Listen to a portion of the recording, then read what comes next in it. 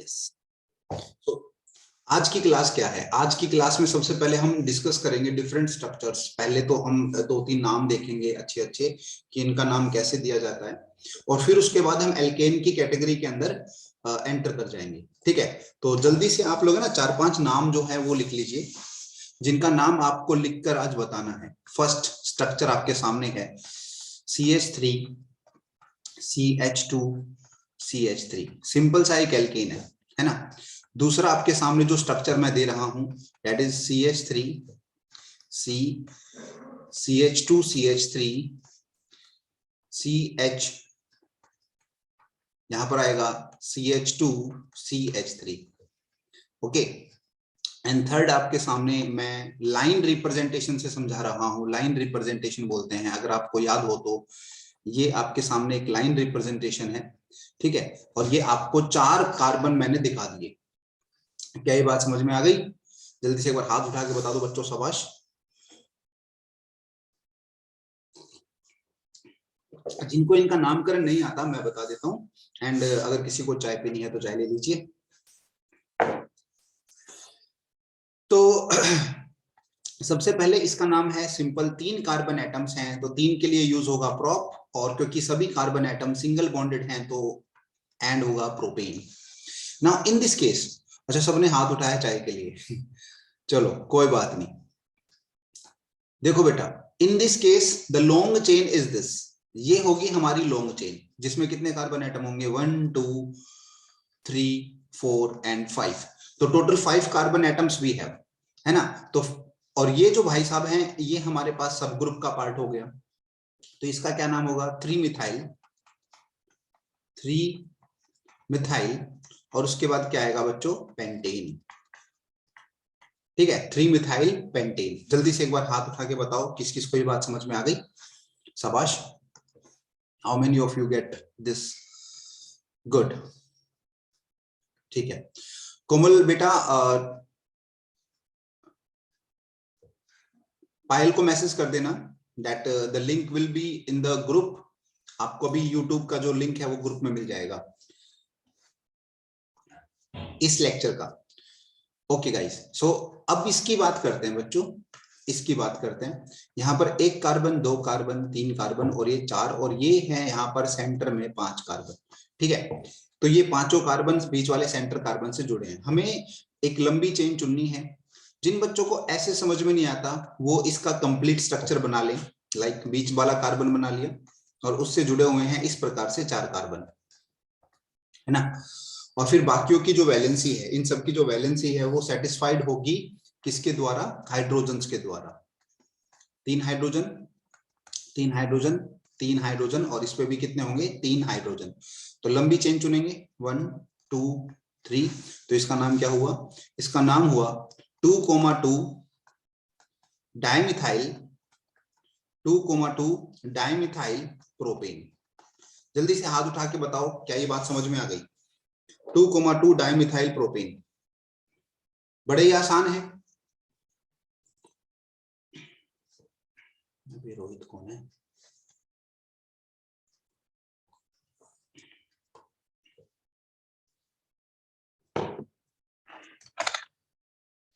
Two comma two dimethyl propane. ठीक है, let's move further.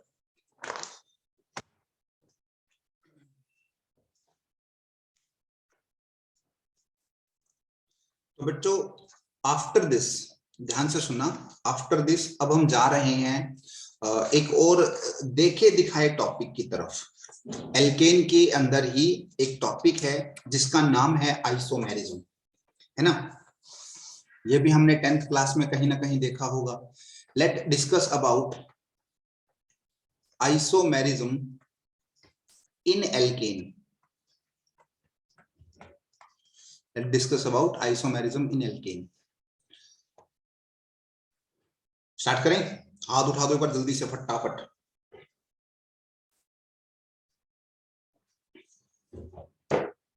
Okay guys, let discuss. Now first of all what is isomerism? Isomerism होती क्या है? Isomerism क्या है? It is a process it is a process in which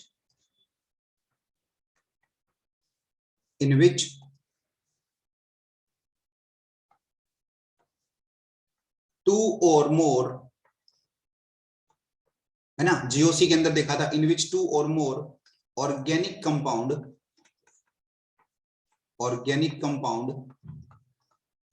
having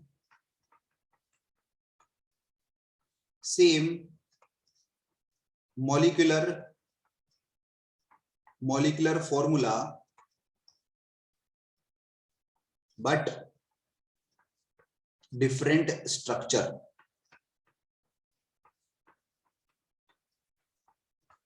ठीक है बेटा, क्या ये बात समझ में आई? आपके पास है ना, मॉलिक्यूलर फॉर्मूला जो होंगे वो तो सेम होंगे, लेकिन जो स्ट्रक्चर्स हैं वो अलग अलग होंगे, उनकी वजह से उनकी प्रॉपर्टीज भी अलग अलग होंगी। जैसे कि बच्चों एल्केन की बात कर रहे थे, है ना, एल्केन का जनरल फॉर्मूला क्या होता है बच्चों? CnH2n+2।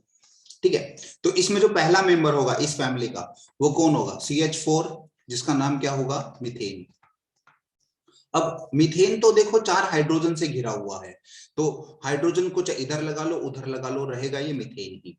अगर मैं n की वैल्यू 2 रख दूं तो ये क्या बन जाएगा? CH3, जिसका नाम है इथेन। अब इथेन के केस में भी कोई आइसोमर नहीं बनेगा, है ना, क्योंकि इस कार्बन को हम कैसे भी रोटेट करें, देखिए मेरा ये पेन है, अगर आपको दिखाई दे, स्क्रीन से थोड़ा दिखाई नहीं देगा, अगर मैं इसको इधर उधर कैसे भी रोटेट करूं, है ना, तो ये रहेगा इथेन ही। इसी तरह से n=3 की बात करूं तो वो रहेगा CH3, CH2, CH3, और इसका क्या नाम होगा? इसका नाम होगा प्रोपेन। तो कहने का मतलब है कि मीथेन, इथेन और प्रोपेन तक कोई आइसोमेरिज्म नहीं होगी। क्या इतनी बात समझ में आ गई? यहां तक कोई आइसोमेरिज्म नहीं होगी। ठीक है, तो आइसोमेरिज्म स्टार्ट कहां से होगी? खासकर एल्केन की आइसोमेरिज्म स्टार्ट होगी ब्यूटेन से। तो अब यहां पर हम बात करेंगे ब्यूटेन की। देखो ब्यूटेन क्या होता है? ब्यूटेन के अंदर n की वैल्यू होती है 4, जिसका फॉर्मूला बनेगा C4H, 8 और 10, C4H10। इसको हम कैसे लिख सकते हैं बच्चों? CH3, CH2, CH2 और CH3। आप काउंट करके देख सकते हैं, 3 और 3 6, 6 4 10। तो कार्बन कितने हैं इस स्ट्रक्चर में? 4, और हाइड्रोजन कितने हैं? 10। ठीक है, और इस स्ट्रक्चर का नाम क्या है? इस स्ट्रक्चर का नाम है ब्यूटेन। लेकिन अब हम ये भी तो कर सकते थे, हमने क्या किया, यहां पर 3 कार्बन ले लिए मेन चेन के अंदर, CH3, CH, CH3, और इस बीच वाले कार्बन पे हमने लगा दिया CH3। अब यहां पर कार्बन काउंट करेंगे तो कितने बनेंगे? C4H कितने बनेंगे? 10, यानी कि दोनों का मॉलिक्यूलर फॉर्मूला तो सेम हो गया, लेकिन इसका नाम क्या है?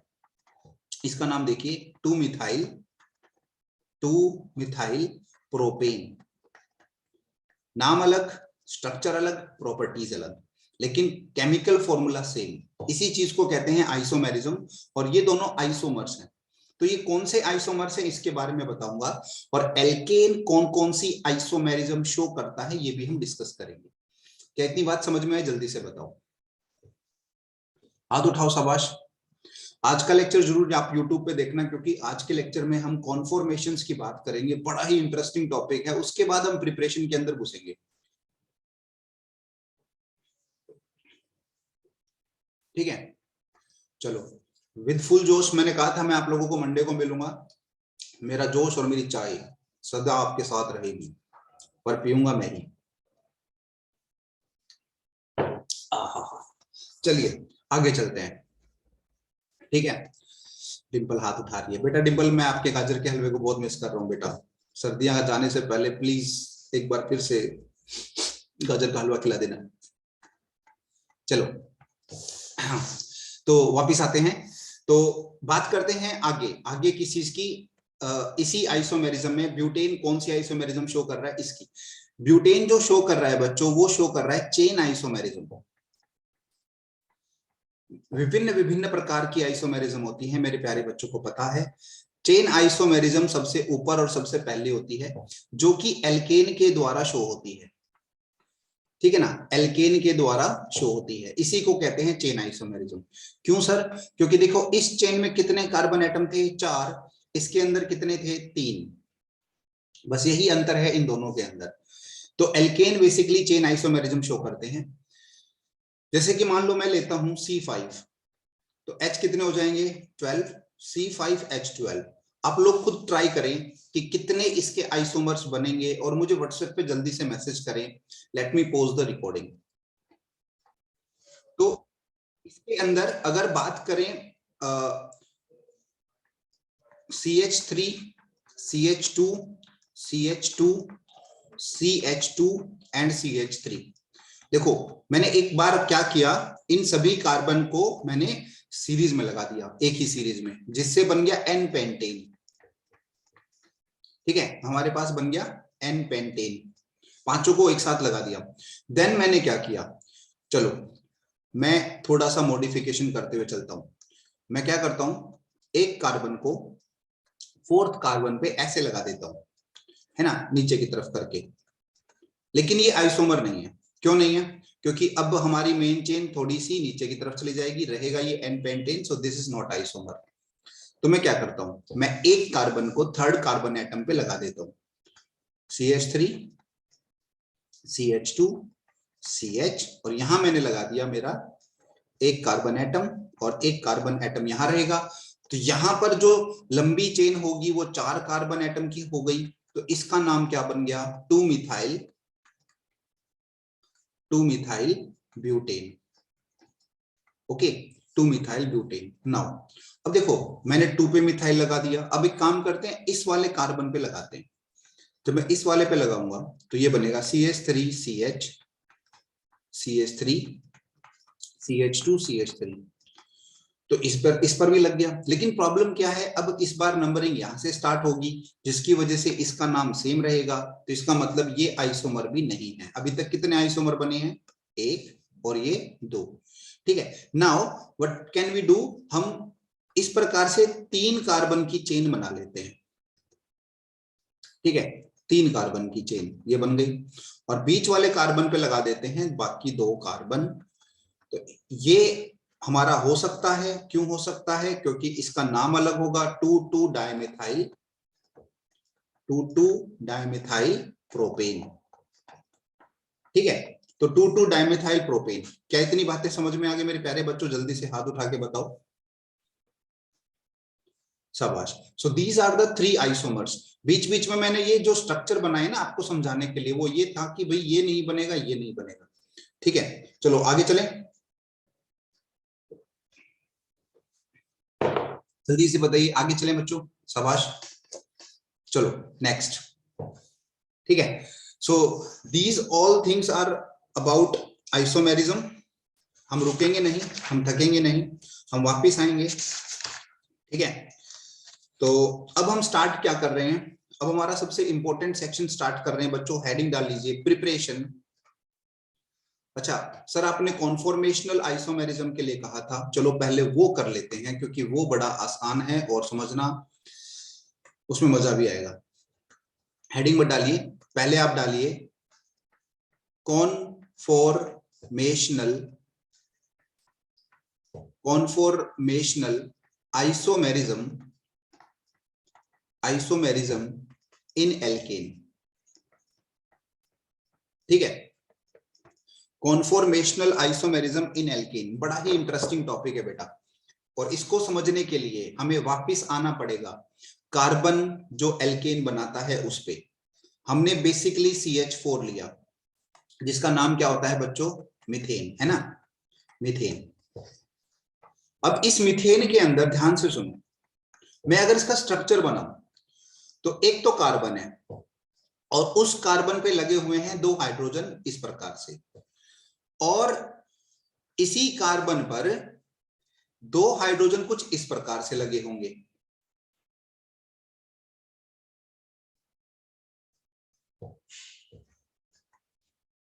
दो हाइड्रोजन कुछ इस प्रकार से लगे होंगे।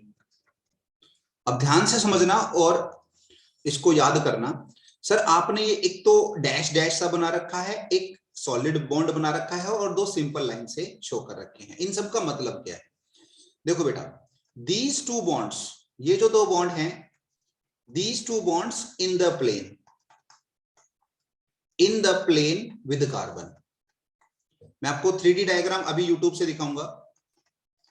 ये क्या है, ये दोनों बॉन्ड हैं, ये दोनों बॉन्ड हैं प्लेन के अंदर, इस कार्बन के साथ प्लेन के अंदर। This is known as solid bond. ये आउट ऑफ द प्लेन है, आउट ऑफ द प्लेन। लेकिन आउट ऑफ द प्लेन कहां है, क्या ये प्लेन के पीछे है या प्लेन के आगे है? मैं प्लेन की बात कर रहा हूं, वो कौन सा प्लेन है? ये जो आपकी मोबाइल स्क्रीन है, ये प्लेन है।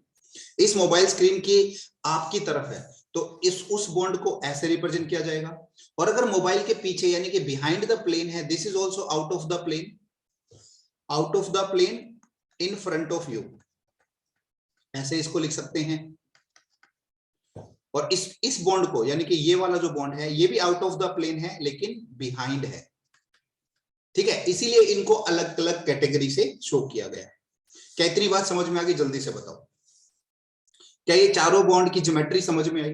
दो bond out of the plane होंगे, एक हमारी तरफ होगा, एक पीछे की तरफ होगा। दो बॉन्ड जो होंगे वो इन द प्लेन होंगे। इन द प्लेन का मतलब है, अगर हम इस स्क्रीन की बात करें तो इसी पे दो बॉन्ड लिखे जाएंगे। ओके, चलो ये तो बन गया मीथेन। मीथेन कैसे भी घूमता रहे, हर तरफ हाइड्रोजन ही हाइड्रोजन होंगे। लेकिन अगर बच्चों मैं लेता हूं CH3 जिसका नाम है इथेन, है ना, तो देखिए इथेन का स्ट्रक्चर कैसे बनेगा। इथेन के अंदर लेंगे हम एक कार्बन और इसके साथ एक बॉन्ड बनाया, ठीक है। नो डाउट ये दोनों कार्बन एक ही प्लेन में होंगे। 3D में महसूस करके देखो, ये जो मेरा पेन है ना, let me take a spoon. ये स्पून आपको अच्छे से दिखेगी, है ना। ये जो स्पून है, इस स्पून को मैं ऐसे करूं, ऐसे करूं, ऐसे करूं, इसको बाइसेक्ट करेगा एक प्लेन। कहीं से भी इसको किसी भी साइड से ले जाऊं, एक प्लेन बाइसेक्ट करेगा। तो हम कह सकते हैं स्पून के इधर और इधर क्या है, स्पून के इधर उधर क्या है बेटा, कार्बन एटम्स हैं, है ना। तो ये दोनों तो रहेंगे प्लेन के अंदर। तो एक बॉन्ड तो ये आ गया मेरा प्लेन में, और एक एक बॉन्ड और होगा। चलो ये दोनों बॉन्ड हमारे प्लेन में है, this is hydrogen, this is also hydrogen. अब इसके दो बॉन्ड तो प्लेन में हो गए, बाकी दो आउट ऑफ द प्लेन होंगे, एक बिहाइंड होगा और एक फ्रंट में होगा। तो चलो जो फ्रंट में है उसको बना लेते हैं। चलो ये हो गया हमारा फ्रंट में, ठीक है, फ्रंट में हो गया, ये हो गया H, और ये हो गया हमारा बिहाइंड, ये हो गया हमारा बिहाइंड। इसी प्रकार से इसके अंदर ये हो जाएगा फ्रंट में, ठीक है, ये हो जाएगा फ्रंट में और ये हो जाएगा हमारा बिहाइंड। क्या इतनी बात समझ में आ रही है? हाँ या ना बताओ जल्दी से, कौन सा बॉन्ड फ्रंट में जा रहा है, कौन सा बिहाइंड में जा रहा है ना बेटा? बड़ी आसानी से समझ में आ गया। अब यहां पर कहानी शुरू होती है। देखो मेरे बच्चों, कहानी क्या शुरू होती है, ये जो बॉन्ड है, this bond is known as sigma bond. बताया था ना, इंट्रोडक्शन के अंदर बताया था। और ये सिग्मा बॉन्ड है, और इस सिग्मा बॉन्ड के अंदर फ्री रोटेशन पॉसिबल है। क्या पॉसिबल है? फ्री रोटेशन इज पॉसिबल, ठीक है, फ्री रोटेशन इज पॉसिबल। तो इस फ्री रोटेशन से क्या होता है, इसके लिए मुझे मेरे घर से उठाकर कुछ सामान आपको दिखाना पड़ेगा। जस्ट अ मिनट बच्चों, आ जा भाई, तू आ जा। चलिए तो एक बार शेयरिंग को रोकते हैं। यस बच्चों, मैं आपको दिखाई दे रहा हूं, जल्दी से बताइए, है ना। सकरात के बाद से मैं आज नहाया हूं, मतलब सकरात पे भी नहीं नहाया था। लोग कहते हैं कि गधे बनेंगे, तो मैं वही चेक कर रहा हूं कि देखते हैं कैसे बनते हैं। पहले देखो, आपको ये दिखाई दे रहा है ना, ये कार्बन एटम दिखाई दे रहा है सबको। और अब मैं इसकी रोटेशन करता हूं, देखो, ये देखो ऐसे, देख रहे हैं? जब ये दोनों सामने होंगे तो रिपल्सन होगी। तो क्या करते हैं, रिपल्सन से बचने के लिए, रिपल्सन से बचने के लिए ये ऐसे ऐसे रोटेट करते हैं। एक काम करता हूं, मैं बैकग्राउंड को चेंज करता हूं, नहीं करता, चलो ठीक है, अगर आपको फिर भी समझ में नहीं आया, चलिए थोड़ा सा इसको यूट्यूब पे देखते हैं।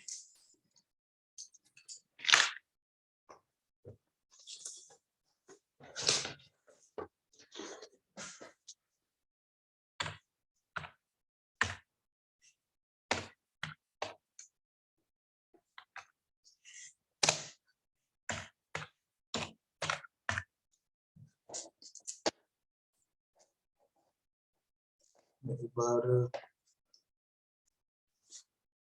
ठीक है, तो अब हम आगे बढ़ेंगे इसके अंदर। तो आगे हम क्या देखने जा रहे हैं, ध्यान से देखो। आगे हम अब कॉन्फॉर्मेशंस देखेंगे कि कौन कौन से होते हैं, और फिर बाद में मैं कल की क्लास में बताऊंगा Fischer projection and Newman projection से इनको कैसे शो किया जाता है। फिलहाल आप समझिए, यहां पर बताने की कोशिश की जा रही है कि ये जो सिग्मा बॉन्ड है ये रोटेट करेगा। ठीक है, ये जो सिग्मा बॉन्ड है, कौन सा वाला बच्चों, दिस वन, ये सिग्मा बॉन्ड रोटेट करेगा, जिससे क्या होगा, जो हमारी तरफ एटम था वो पीछे की तरफ चला जाएगा, और जो पीछे की तरफ एटम था वो आगे की तरफ आ जाएगा। ठीक है, कितनी बातें समझ में आ रही है? इसको बड़े ही सुंदरता ढंग से यहां पे समझाएंगे। देखो,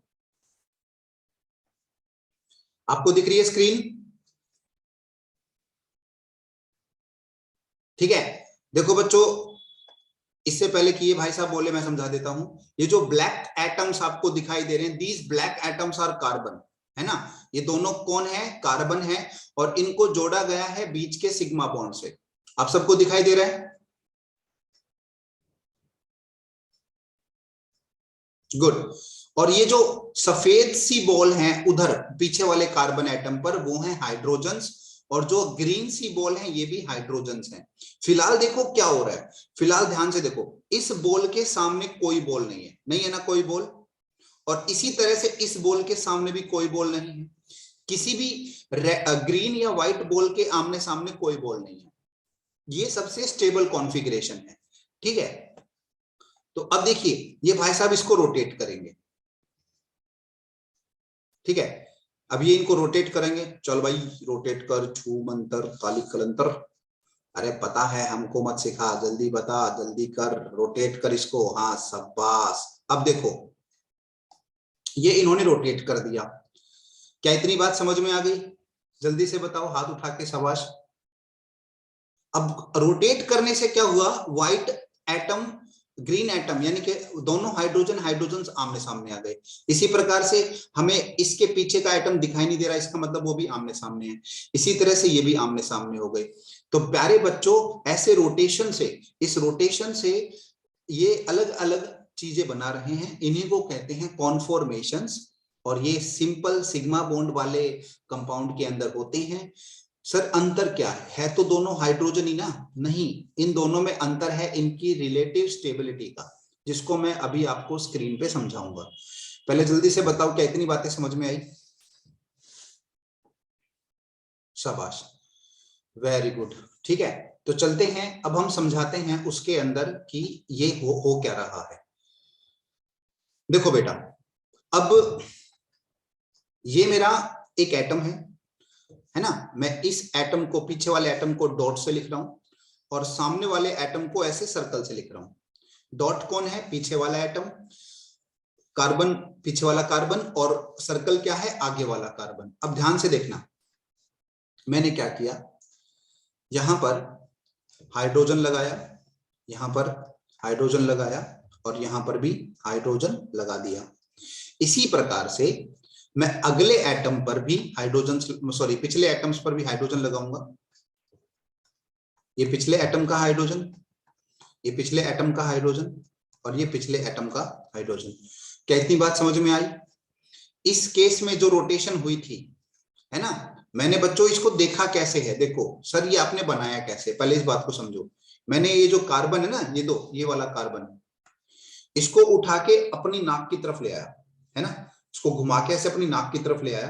जब मैं इसको घुमा के लेके आऊंगा तो पिछला कार्बन मुझे दिखाई नहीं देगा, सिर्फ उस पर लगे हुए एटम्स दिखाई देंगे, और अगला कार्बन मुझे दिखाई दे रहा है। क्या इतनी बात समझ में आ गई? हाथ उठाओ, शाबाश। जिसको नहीं समझ में आए कोई बात नहीं, आज की वीडियो मेरी बार बार देखना यूट्यूब पे, अभी मैं अपलोड करके जाऊंगा, मेरे को जाना है एक बार, ठीक है। फिर उसके बाद हम कंपटीशन की क्लास में मिलेंगे। क्या इतनी बातें समझ में आ गई? ठीक है, दिस इज केस 1। रोटेशन होकर ऐसा केस बन गया, इसको क्या बोलते हैं, that can be discuss in the next class. अगर दूसरा केस होता तो क्या होता, देखो दूसरा केस मैं बना रहा हूं इसके साथ साथ। इसका जो एटम है, इसका जो एटम है, इसका जो एटम है वो ऐसे रखे हुए हैं, है ना, और पीछे वाले एटम के हाइड्रोजन बिल्कुल इसके पैरेलल हैं, तो वो केस ये बनेगा, बिल्कुल इसके पैरेलल है, ठीक है ना। ये सारे क्या हैं, हाइड्रोजन हाइड्रोजन हाइड्रोजन, अगले वाले क्या हैं, हाइड्रोजन हाइड्रोजन हाइड्रोजन। क्या इतनी बात समझ में आई? तो प्यारे बच्चों, इसके अंदर ये हाइड्रोजन आमने सामने है, इसके अंदर हाइड्रोजन दूर दूर है ना। क्या ये बात समझ में आई? जल्दी से बताओ। इस फॉर्म को कहते हैं staggered form. This form is known as staggered form and this form is known as eclipse form, ठीक है। इसे कहते हैं स्टैगर्ड, इसे कहते हैं एक्लिप्स, और ये कॉन्फॉर्मेशन है। अब सर इनमें अंतर क्या है? अंतर समझो, इसमें हाइड्रोजन आमने सामने है, रिपल्सन ज्यादा है, तो ये है less stable. This conformation, this conformer is less stable, और ये क्या है, मोर स्टेबल, ठीक है। मैं यही बात आपको बताना चाहता था कि इन दोनों में रिलेटिव स्टेबिलिटी की वजह से रोटेशन होती रहती है। क्या इतनी बात समझ में आ गई? ठीक है, इसको क्या बोलते हैं, इसको बोलते हैं न्यूमैन प्रोजेक्शन। न्यूमैन प्रोजेक्शन, ये मैं आपको वैसे नेक्स्ट क्लास में फिर से बताऊंगा, और आपको प्रोजेक्शन ड्रॉ करना सिखाऊंगा। इनकी रिलेटिव एनर्जीज के बारे में हम कंपटीशन क्लास में डिस्कस करेंगे। क्या इतनी बातें आपको क्लियर है? जल्दी बताओ सभी बच्चों को, अब मैं आप लोगों के रिस्पॉन्स देख रहा हूं, ठीक है। तो आज की क्लास में मजा आया बच्चों? वेरी गुड, शाबाश। और एक बच्चा तो हंस रहा है, इतना मजा आ गया क्या? ये तो चाय भी खत्म हो गई। चलो ठीक है, तो आप ऐसे ही रहें। Let me take your attendance.